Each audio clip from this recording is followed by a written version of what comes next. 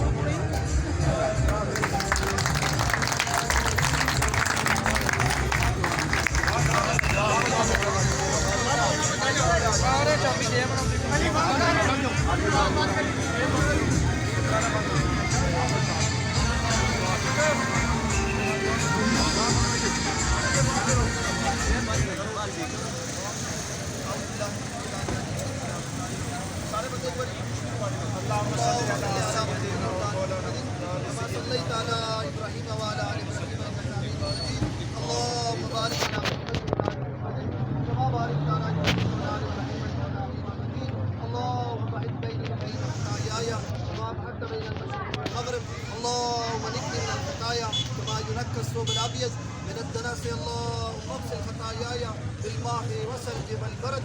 اللهم اني ظلمت نفسي ظلما كثيرا ولا يغفر الذنوب الا انت واغفر لي مغفرة من عندك وارحمني انك انت الغفور الرحيم. या रब्बुल आलमीन हम सब भाइयों का यहाँ जमा होना या कबूल मकबूल फरमा।